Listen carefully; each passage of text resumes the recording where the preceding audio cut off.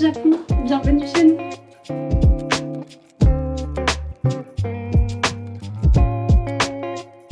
Je m'appelle Nikita Garrido, j'ai 29 ans. Je suis designer d'objets, je suis aussi mannequin. Donc là, on est dans notre salon. On a notre super grande bibliothèque.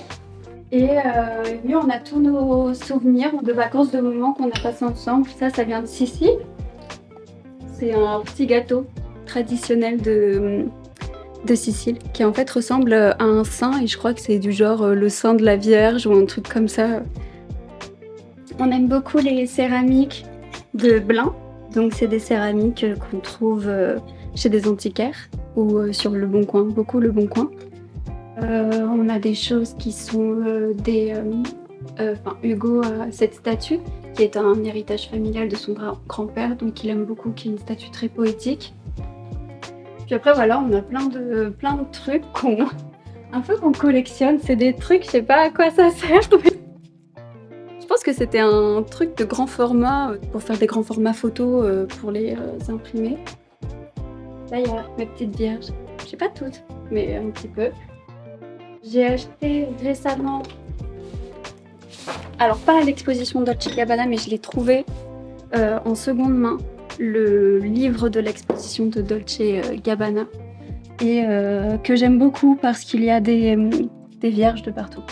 Je pense que c'est un peu un truc que m'a transmis mon arrière-grand-mère. J'ai beaucoup de vierges partout chez moi. Ça me réconforte, ça me fait du bien, ça me rappelle ma famille, ça me rappelle ce magazine Tools. Je sais pas si vous le connaissez.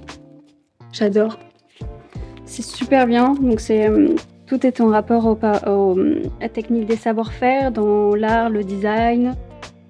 On a des ballons, des gants, c'est vraiment, il y a les choses simples de la vie, quoi, qui sont trop belles.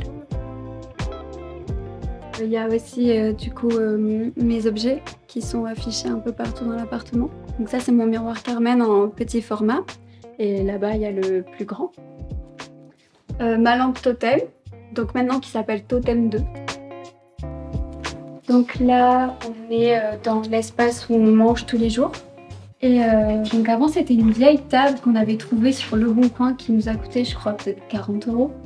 Et on l'a toute défoncée sur les côtés, enfin on l'a toute limée sur les côtés pour l'arrondir. Et on a mis beaucoup de couches de peinture en fait pour donner un peu cet aspect laqué où quand on voit de loin, on sait même pas que c'était vraiment du bois, que c'était pas du bois en dessous.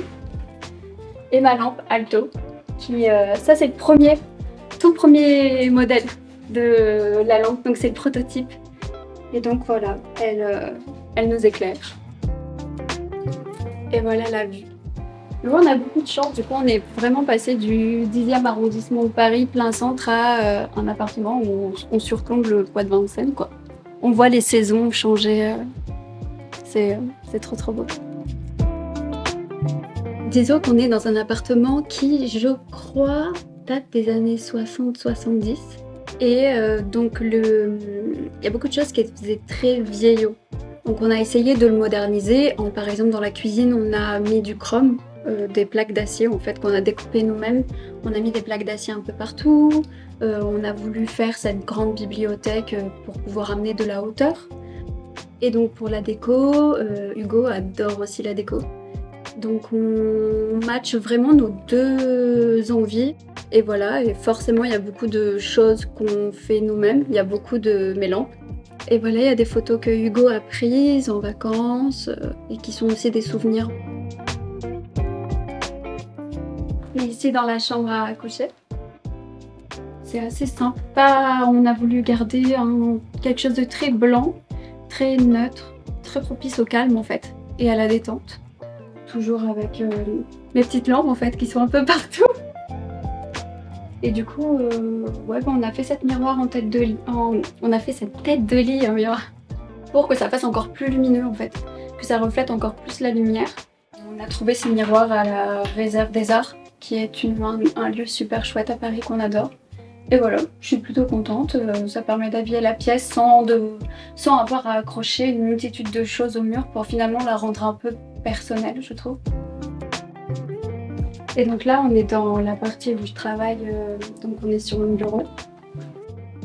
C'est un petit espace, mais c'est un espace dans lequel je travaille essentiellement sur l'ordi, où je fais tous mes montages, où je fais toutes mes modélisations 3D et où je fais des dessins. Donc là, en ce moment, je suis beaucoup sur l'ordi. J'aime bien me faire un peu comme des maquettes, en fait. Finalement, on comprend bien l'objet, avec un peu même les textures qu'on peut retrouver. Et voilà, on retrouve du coup le modèle actuel de Alto, mon lampadaire, donc qui est beaucoup plus lisse, beaucoup plus travaillé, beaucoup plus foncé, beaucoup plus mieux. Ouais, bah, j'ai commencé avec ma première lampe qui s'appelait Concreto Totem, du coup qui veut dire totem de béton en espagnol. Et aujourd'hui, j'ai fait une nouvelle édition en bois pour vraiment me professionnaliser dans mon métier de designer et donc de passer vraiment d'artisan à designer d'objets. Et ensuite, après, du coup, en même temps que cette nouvelle édition d'objets en bois, j'ai voulu travailler d'autres matériaux comme l'acier. Et les bougeoirs sont venus tout de suite après, donc ils sont sortis en même temps. Ils sont venus tout de suite après. J'étais en voyage en Andalousie avec mon chéri et j'ai vu il y avait des bougeoirs en fait qui étaient accrochés au mur partout dans une église. J'ai trouvé ça trop beau et je me suis dit pourquoi pas finalement un bougeoir mural tout en gardant ce même design et en fait faire une espèce de gamme en acier. Donc là, on est dans le couloir de l'entrée. Donc la porte d'entrée est juste ici, voilà. Donc en face de l'entrée, on a le soliflore et les bougeoirs muraux, voilà, qui accueillent les gens qui rentrent dans cette maison. Ouais, bah du coup, c'est là que je tourne toutes mes recettes. Donc exactement comme ça. Et voilà, donc elle est pas immense, mais elle est très fonctionnelle et elle est chouette comme elle est. On a essayé de se l'approprier le plus possible parce que du coup, vu qu'on est locataire, on n'a pas vraiment pu faire de gros changements. Mais on a fait des changements qui changent un peu quand même le tout. On a mis de l'acier, donc en crédence. Et on a mis aussi des petites poignées en bambou que j'adore. Je fais des recettes sur Instagram et aussi du set design lié à la nourriture ou pas. J'ai toujours cuisiné chez mes parents, ça a toujours été un peu mon truc quoi. J'étais toujours, même avec mes amis, en fait c'est toujours moi, j'ai toujours été la personne du groupe qui cuisinait en vacances, dans les week-ends, chez ma famille, ça a toujours été moi qui avais cette position-là.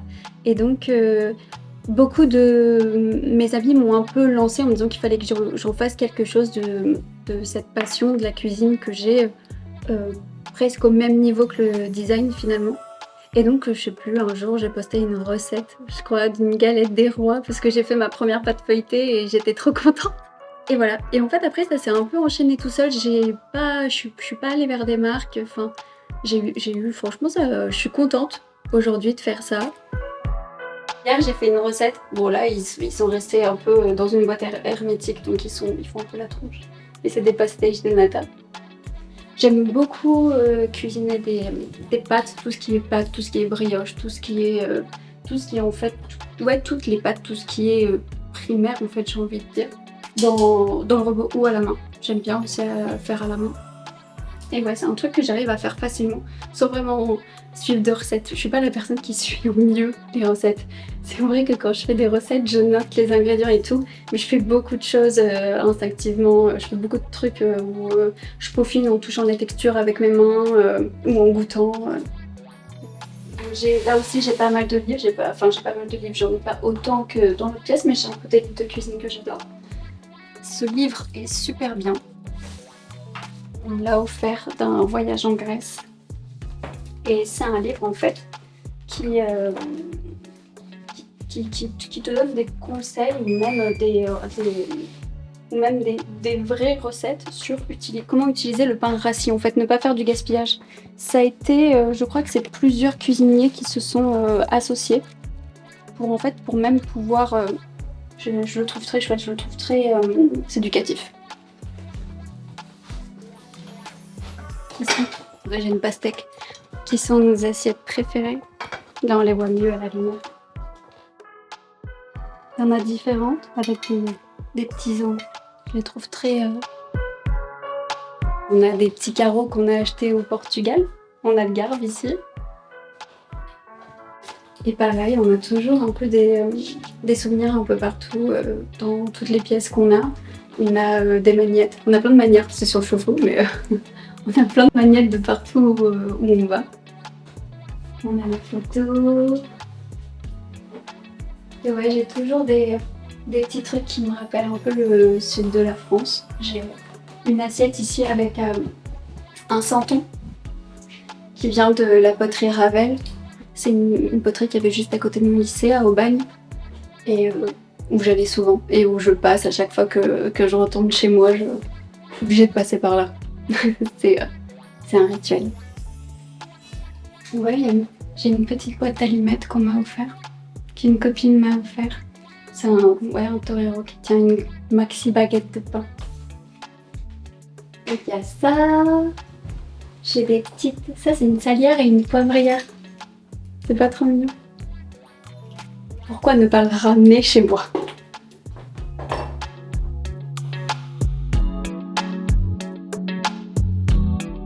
Merci d'avoir regardé cette vidéo et à très vite.